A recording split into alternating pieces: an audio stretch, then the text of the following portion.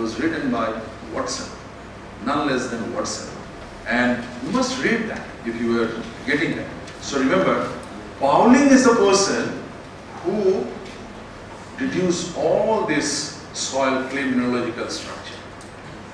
Why the soil is not giving us the electric shock? Why it is charge balance when the silica is +4, oxygen is -2, aluminum is +2? How this balancing was there in the nature, that was the matter of investigation by Pauling, and he virtually given us all this crystal structure. So you can understand it's a wonderful structure. And now look, once again, remember I said silica always share what molecule? Alumina, oxygen or hydroxyl. These are what? These are silica. Silica shared this, not this. So this is a different one, not shared by silica. Once again, this is a different one, not shared by silica. Clear? Now, this is what? This is 4 silica molecule, and this should be what? 6 oxygen molecule. Now, this what? 4 oxygen and alumina. I said either it will share oxygen or it will share hydroxyl. So these two hydroxyl, and this if it is not being linked with silica, then by default it will be hydroxyl. Am I clear? Am I clear? So alumina will be sharing either oxygen or hydroxyl. The molecule which is being linked with silica, that has to be oxygen, and rest will be hydroxyl. Clear? So now look.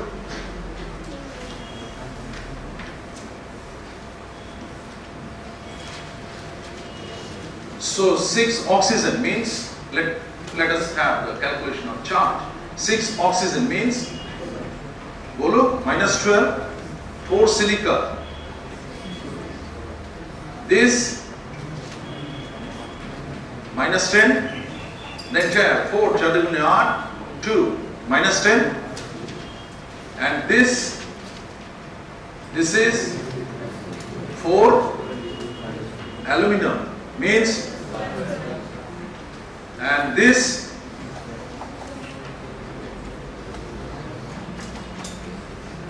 (6) hydroxyl. Sum up. How much?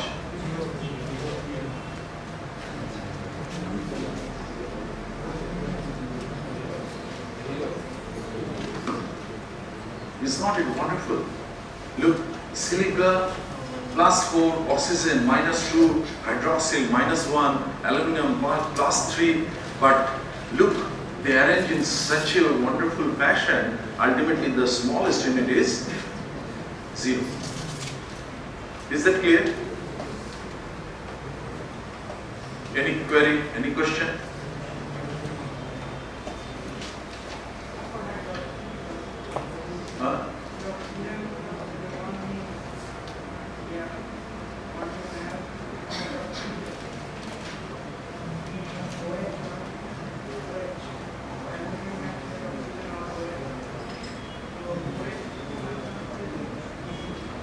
This is the rule. Aluminum will be taking either anion, either oxygen or hydroxyl. Silica, oxygen is shared here. This alumina, this is the oxygen which alumina shared. This is the oxygen, alumina shared, and this is hydroxyl shared. This is the beauty. If it is always sharing oxygen, then how come the charge balance will be? 3 can be balanced by 2? Whatever may be the number, A in A dimension or B dimension, can you do that? 3 is divisible in a full fraction by 2. That means it has to be, somewhere it has to be 1. So that one is the hydroxyl. That is the charge balance, the nature. This is vice versa. The nature is not giving us electric shock. That means it is stable. It is not charged. So how it is possible? Aluminium is +3, silica is +4, oxygen is -2, hydroxyl is -1. So this charge balance, and look, that is why in the nature oxygen followed by silica followed by aluminum.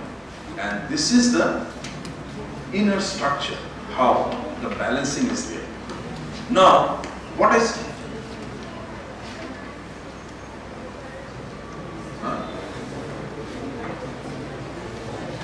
no, you don't consider this is not a covalent bond in a straight way. If it is many forces, it is kind of oxygen with the hydrogen, hydrogen with the aluminum in terms of a close packing van der Waals process. Okay, this is not a covalent bond, definitely not a covalent bond. Like this is only, I said, in the C dimension 1, right? Now, if you see the entire structure if you see, then generally these are all H2O molecules.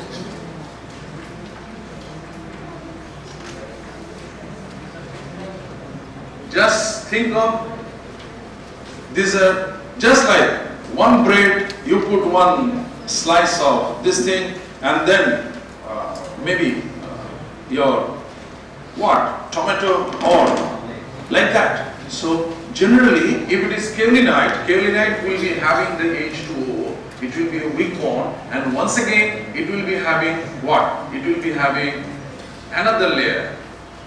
This 1-2 gap, 1-2 gap, and then once again oxygen, oxygen, oxygen, oxygen, oxygen, oxygen, and then look.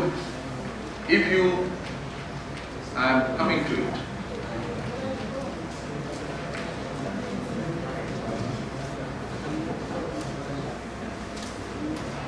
So over this, the same thing, this part I draw.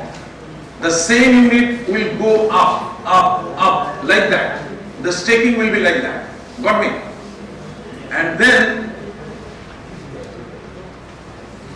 do you know the Bragg's law? X-ray diffraction by Bragg's law?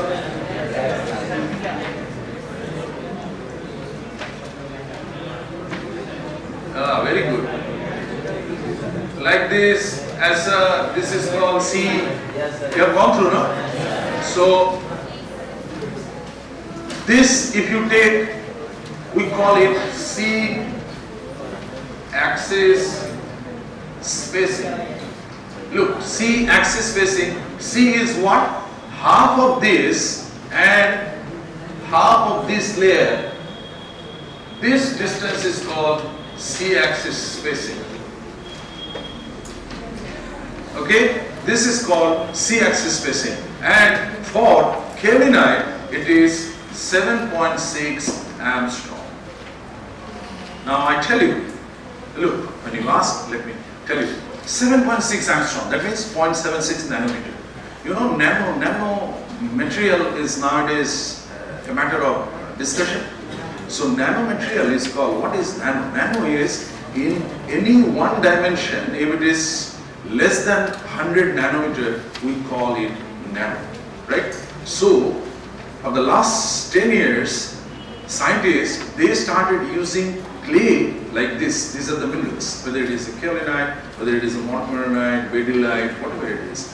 All this they are using as nanomaterial, because if you are going on staking, this will be, the C-axis dimension will be less than 100 nanometer. So one molecular staking is 0.76. Had it been 100 continuous staking without break, even then it would have been 76. So it comes under nano.